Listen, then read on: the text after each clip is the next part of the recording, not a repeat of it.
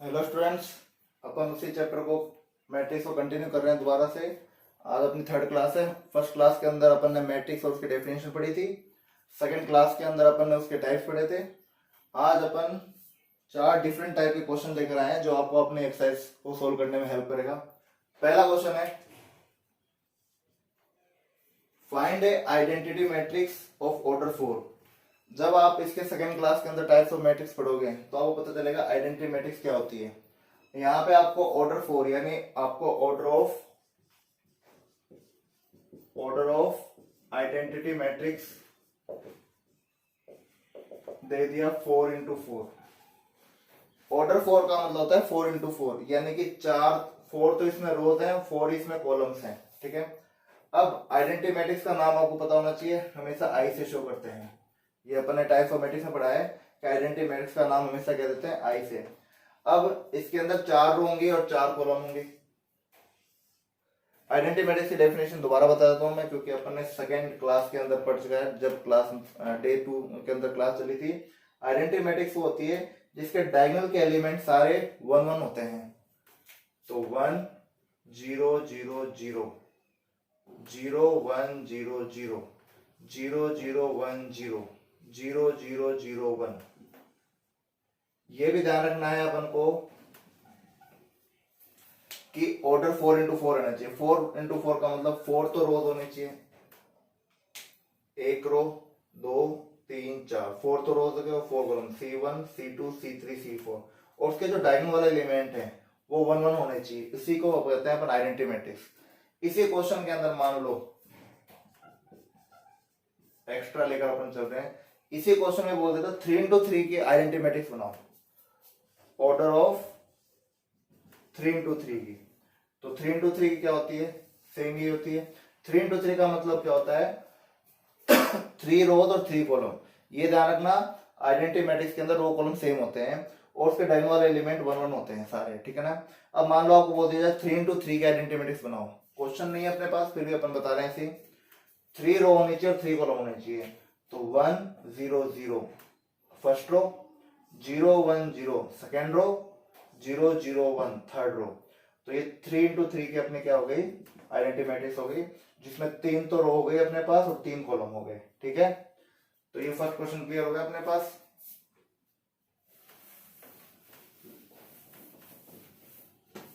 अब है second question. ये बहुत इंपॉर्टेंट क्वेश्चन है और बहुत अच्छा क्वेश्चन है ये। आपके पास में 2 मैट्रिक्स इक्वल में है, पहले उनको लिख दो।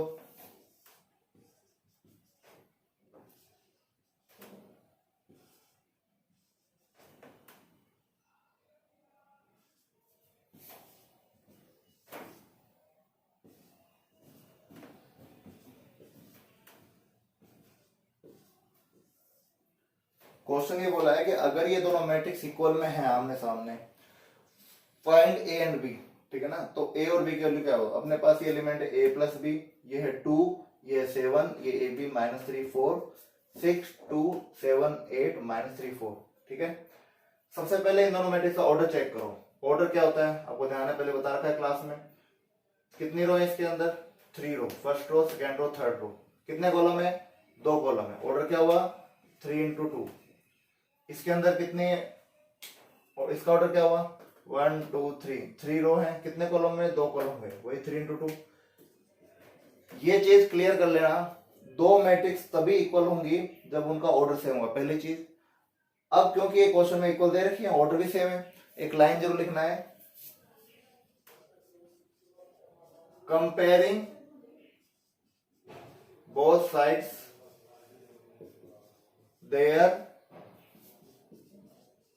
corresponding element, comparing both sides their corresponding element। जब भी 2 मैट्रिक्स इक्वल में हो और अपने को कोई ना कोई वैल्यू निकालने के लिए बोलेगा तो अपन उनके एलिमेंट्स का कंपेयरिंग करेंगे। कंपेयरिंग कैसे करते हैं, फर्स्ट एलिमेंट फर्स्ट के बराबर, सेकंड सेकंड के बराबर, थर्ड थर्ड के बराबर, फोर्थ फोर्थ के बराबर, फिफ्थ फिफ्थ के बराबर, सिक्स वाला सिक्स के बराबर। तो इसमें सिर्फ वही एलिमेंट लेना है जहां वेरिएबल हो अपने पास। जैसे 2 और 2 तो नंबर के इक्वल है, कांस्टेंट वैल्यू को कंपेयरिंग करने का कोई फायदा नहीं है। 7 का 7 से कोई फायदा नहीं है। तो मैंने क्या कहा, वही एलिमेंट लेने हैं जहां अपन को वेरिएबल हो। तो a प्लस बी किसके इक्वल होना चाहिए, 6 के। a plus B equal to हो गया 6 के, ठीक है। दूसरा ये फर्स्ट इक्वेशन नाम दे दिया। ए बी किसके इक्वल होना चाहिए, 8 के। ए बी किसके इक्वल होना चाहिए, 8 के। ये क्वेश्चन नंबर 2 आ गई, ठीक है ना। और कोई वेरिएबल कहीं पे है, a प्लस बी 6 के इक्वल हो गया, ए बी हो गया 8 के इक्वल, और कहीं वेरिएबल नहीं है अपने पास, ठीक है।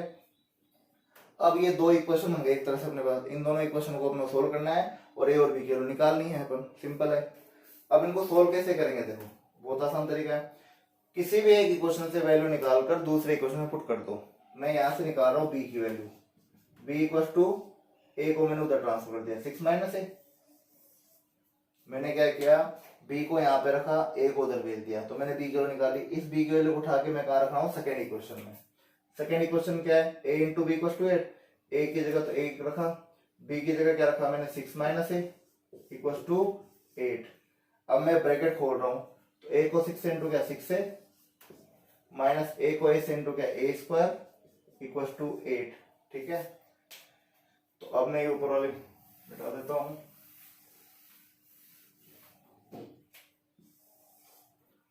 अब इस 8 को अपन इधर बुला लेते हैं, या ऐसा करो सबको उधर भेज दो।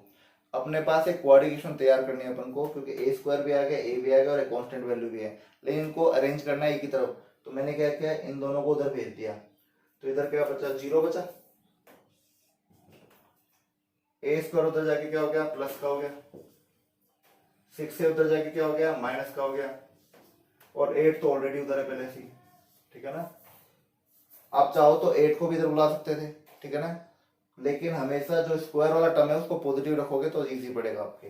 तो मैंने क्या किया, 6 से और ए स्क्वायर को उधर ट्रांसफर कर दिया, ठीक है ना, जिसके कारण क्या हुआ, ये मेरे पास एक क्वाड्रेशन बन गई।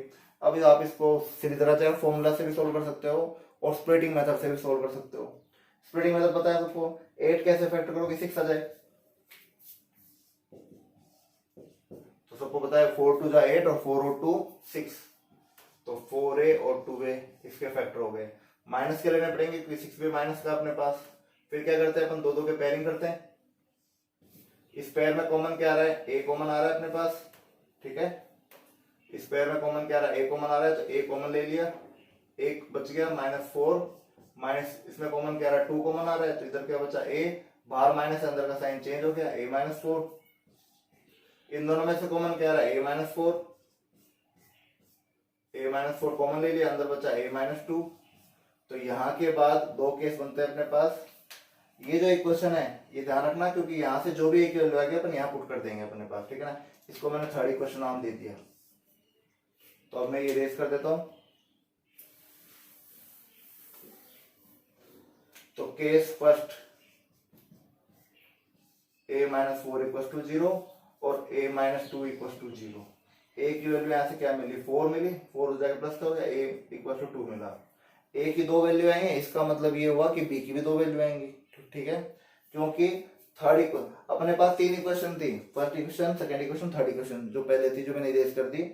आप a की वैल्यू तीनों में से किसी भी इक्वेशन पुट कर सकते हो। तो मैं थर्ड इक्वेशन पुट कर देता हूं, put the value of a in equation number third. Third equation क्या थे अपने पास, b = 6 - a, यही थी जो मैंने अभी इरेज करी है। तो a की वैल्यू 4 डाल देते हैं पहले, तो 6 में से 4 गया 2 बच गया। यही वैल्यू दोबारा a की वैल्यू 2 डाल देते हैं इसके अंदर, यही थर्ड इक्वेशन है। ये वापस से थर्ड इक्वेशन ले ली मैंने, a की वैल्यू पहले इसमें 4 पुट कर दी, अब a की वैल्यू 2 पुट कर देता हूं मैं इसमें। तो 6 में से 2 गया 4, तो यानी a की वैल्यू 4 है तो b की वैल्यू 2 है, a की वैल्यू 2 है तो b की वैल्यू 4 है। इस तरह से अपन ऐसे बहुत सारे क्वेश्चन अपने पास एक्सरसाइज के अंदर, जब दो मैट्रिक्स इक्वल में दी होंगी और अपने को कंपेयर करके a b value x y z p जो वेरिएबल बोले उसकी वैल्यू निकालने के लिए बोलेगा, ठीक है। सारे क्वेश्चन का तरीका ये होगा करने का, ठीक है ना। अब है नेक्स्ट क्वेश्चन,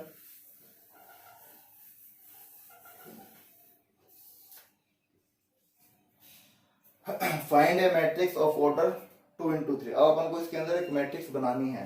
ये क्वेश्चन अलग था, इसमें आइडेंटिटी मैट्रिक्स बोला था, इसलिए आइडेंटिटी मैट्रिक्स में ऑर्डर के 4 बोला था, तो 4 × 4 बोलो या 4 बोलो, एक ही बात है। सेम है, दो रो और कॉलम सेम होते हैं। यहाँ पे एक मैट्रिक्स बोली है जिसका ऑर्डर है अपने पास 2 into 3।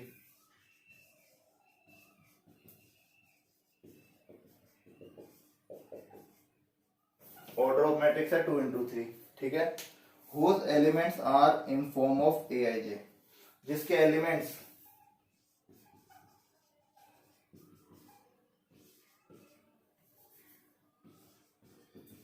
Aij i plus 2j का होल स्क्वायर अपॉन 2i, ये दे रखे हैं।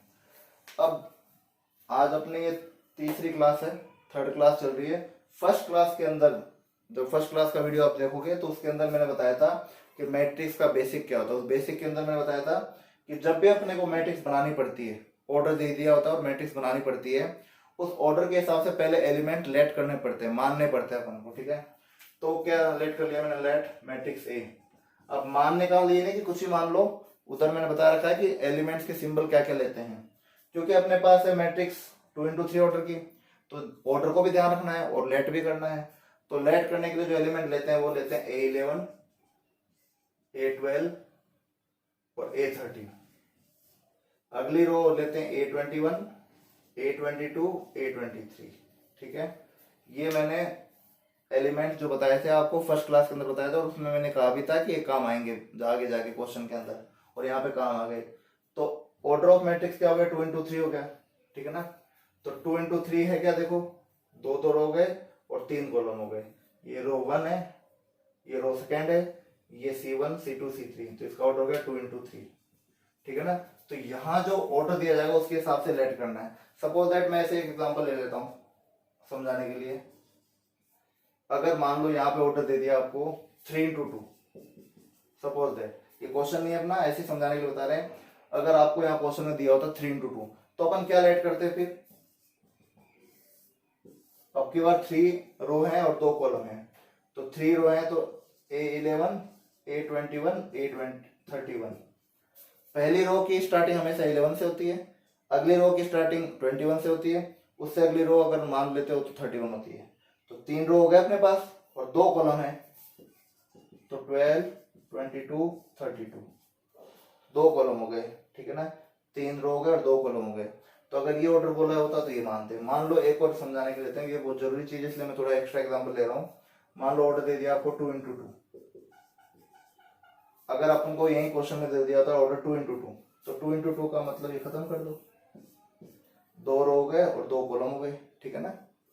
तो इसे समझाने के लिए है। तो ऑर्डर ऑफ मैट्रिक्स इस क्वेश्चन में अपन को बोला है 2 into 3, तो और एलिमेंट्स इस फॉर्म में है। तो पहले अपन ने मैट्रिक्स लेट करी, कितने ऑर्डर की, 2 into 3 की। एलिमेंट्स जो है वो 11, 12, 13 इसी हिसाब से लेते हैं काउंटिंग करके, 21, 22, 23। ये मैंने बताया था कि 11 का मतलब क्या होता है, फर्स्ट रो फर्स्ट कॉलम। 23 का मतलब जैसे सेकेंड रो थर्ड कॉलम। ये जो नीचे जो नंबर है वो उनकी पोजीशन को शो करता है। अब अपने पास Aij क्या चीज है, i प्लस 2j का होल स्क्वायर अपॉन 2i, ये गिवन है अपन को। मैट्रिक्स बनाने के लिए अपन को ऑर्डर के साथ साथ उसका एलिमेंट्स का फॉर्मेशन भी देगा कि एलिमेंट्स किस फॉर्म में आपके पास, तो ठीक है। तो अपने पास ये Aij के फॉर्म में है। अब अपने को 1, 2, 3, 4, 5, 6 6 एलिमेंट फाइंड करना है। बहुत ही इजी है। सबसे पहला एलिमेंट क्या है आपका, क्या लेट किया था, A11, ठीक है। A11 का मतलब i की जगह 1 रखना है, j की जगह 1 रखना है। तो i की जगह 1 रखना है, j की जगह 1 रखना है, ठीक है ना। ये जो आपको दे रखा है Aij का फॉर्मेशन, Aij जो है वो एलिमेंट्स का फॉर्मेशन है, उसमें i की जगह 1 और j की जगह 1 रखना है। i की जगह 1 और j की जगह 1 रखना है। 2 into 1 का होल स्क्वायर, नीचे भी 2 आएगी, 2 into 1, तो कितना हुआ ये, 2 1 जा 2 प्लस 1 3, 3 का स्क्वायर 9, 2 1 जा 2, तो ये A11 एलिमेंट आ गया। इस तरह से अपन सारे एलिमेंट पता कर सकते हैं। नेक्स्ट एलिमेंट क्या है अपने पास, A12। A12 एलिमेंट क्या है, A12 एलिमेंट का मतलब है कि i की जगह 1 रखना है, j की जगह 2 रखना है। इसी में ये जो नीचे जो है ij, ये जो नीचे वाले नंबर है 11, 12, 13, ये ij का काम करेंगे। अब i की जगह रखना है 1, j की जगह रखना है 2, i की जगह 1, j की जगह रखना है 2 का होल स्क्वायर अपॉन में 2 into i की जगह 1, 2 2 जा 4, 4 प्लस 1 5, 5 का स्क्वायर 25 अपॉन 2, ठीक है। अब नेक्स्ट एलिमेंट है 13, तो A11 एलिमेंट आ गया 9/2, A12 एलिमेंट आ गया 25/2, ठीक है। यहां मैं लिख लेता हूं 9/2 25/2, ठीक है, बाद में मैट्रिक्स बनाने के लिए। अब 13 एलिमेंट फाइंड करना है। 13 एलिमेंट का मतलब I की जगह 1, J की जगह 3, I की जगह 1, J की जगह 3 का होल स्क्वायर, यहाँ प्लस है सॉरी, 2 इंटू I की जगह कितना रखना है 1, तो 3 2 जा 6, 6 प्लस 1 7, 7 का स्क्वायर 49, 49 अपॉन 2। तो नेक्स्ट एलिमेंट आ गया अपने पास, फर्स्ट एलिमेंट क्या आया था 9/2, 25/2 और 49/2। अब नेक्स्ट एलिमेंट कौन सा है 21। अब I की जगह रखना है 2, J की जगह रखना है 1, 2 प्लस 2 इंटू 1 का whole square into 2 into I की जगह क्या रखना है 1,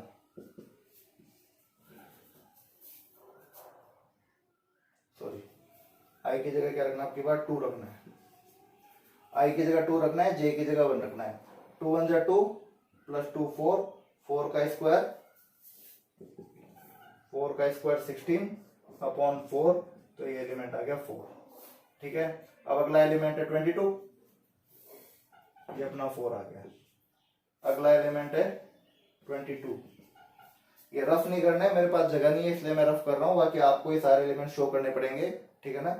अगला एलिमेंट है 22, I की जगह 2, J की जगह भी 2 का whole square upon 2 into J की जगह 2, 2 2 जा 4, 4 प्लस 2 6, 6 का स्क्वायर 36 अपॉन 4, तो 4 9 जा 36, अगला एलिमेंट आ गया 9, ठीक है। और लास्ट एलिमेंट है 23। अब I की जगह रखना है 2, J की जगह रखना है 3, 2 प्लस 2 इंटू 1, सॉरी J की जगह रखना है 3 अपॉन 2 इंटू 2, 3 2 जा 6, 6 प्लस 2 8, 8 का स्क्वायर 64 अपॉन 4, तो 16, 316। इस तरह से अपन ने ये 11 12 13 21 22 23 एलिमेंट पता कर लिए। मेन चीज क्या है, एक तो आपको ऑर्डर दिया जाएगा, उस ऑर्डर के हिसाब से पहले आप इसे सेलेक्ट कर लोगे, AIJ जो दे रखा है उसके अंदर वो वैल्यू डालते जाओ, I और J की वैल्यू आती जाएंगे अपने पास। तो ये 22 एलिमेंट आ गया, 23 एलिमेंट आ गया, तो सारे एलिमेंट आ गए। तो लास्ट में लिख देना हेंस मैट्रिक्स A क्या हो गई आपकी 9/2, 25/2, 49/2, 4 9 16। ऑर्डर क्या होगा इसका 2 इंटू 3, ठीक है। इस तरह से अपन कोई भी मैट्रिक्स बना सकते हैं अगर अपने पास ऑर्डर दिया हो और AIJ का फॉर्मेशन दिया हो, ठीक है। लास्ट क्वेश्चन है अपने पास,